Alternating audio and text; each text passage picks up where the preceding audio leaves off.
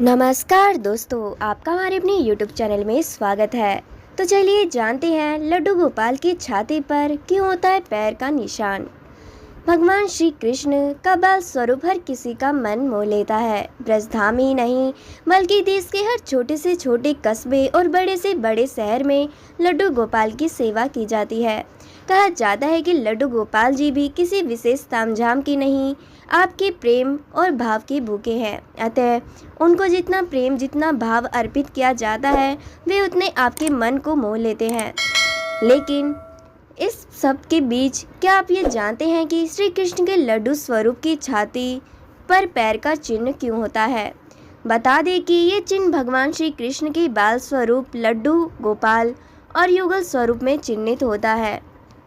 इस चिन्ह को लेकर एक पुरातन कथा में बताया गया है कि एक बार महर्षियों के बीच ब्रह्मा, विष्णु और महेश में श्रेष्ठता को लेकर चर्चा हो रही थी। इसका कोई निष्कर्ष ना निकलता देख ब्रह्मा जी के पुत्र महर्षि भृगु को त्रिदेवों की परीक्षा लेने का कार्य सौंपा गया। महर्षि भृगु सर्वप्रथम ब्रह्मा जी के पास गए। उन्होंने ना तो प्रणाम किया और ना ही उनकी स्तुति की। ये देख ब्रह्मा जी क्रोधित हो गए। क्रोध की अधिकता से उनका मुख लाल हो गया, लेकिन फिर ये सोचकर ये उनके पुत्र हैं, उन्होंने हृदय में उठे क्रोध को कम कर लिया। इसके बाद महर्षि भृगु कैलाश गए। देवादिदेव महादेव ने देखा कि भृगु आ रहे हैं तो वे प्रसन्न होकर अपने आसन से उठे और उनका आलिंगन करने के लिए भुजाएं फैला दी। किंतु उनकी परीक्षा लेने के लिए भृगु मुनि उनका आलिंगन अस्वीकार करते हुए बोले, महादेव, आप सदा वेद और धर्म की मर्यादा का उल्लंघन करते हैं। दुष्ट और पापियों को आप जो वरदान देते हैं उनसे सृष्टि पर भयंकर संकट आ जाता है, इसलिए मैं आपका आलिंगन कदापि नहीं करूँगा। उनकी बात सुनकर भगवान शिव क्रोधित में तिलमिला उठे। उन्होंने जैसे ही त्रिशूल उठाकर उन्हें मारना चाहा, वैसे ही भगवती सती ने बहुत अनुविनय करके किसी प्रकार उनका क्रोध शांत किया। शिव और ब्रह्मा की परीक्षा लेने के बाद भृगु वैकुंठ लौट गए। उस समय भगवान विष्णु देवी लक्ष्मी की गोद में सिर रखकर लेटे थे। भृगु ने जाते ही उनके वक्ष पर एक लात तेज से मार दी।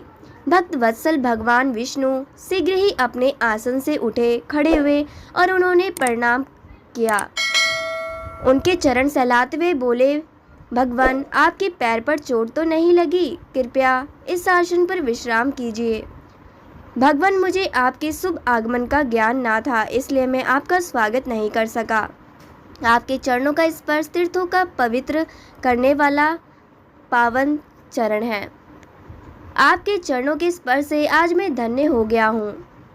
भगवान विष्णु का ये प्रेम व्यवहार देखकर महर्षि भृगु की आंखें आंसुओं से बहने लगी। उसके बाद वह ऋषि मुनियों के पास लौट आए और ब्रह्मा जी, शिव जी और श्री विष्णु के यहाँ सभी अनुभव विस्तार से बताए।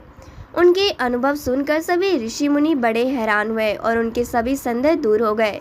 तभी से वे भगवान विष्णु को सर्वश्रेष्ठ मानकर उनकी पूजा अर्चना करने लगे।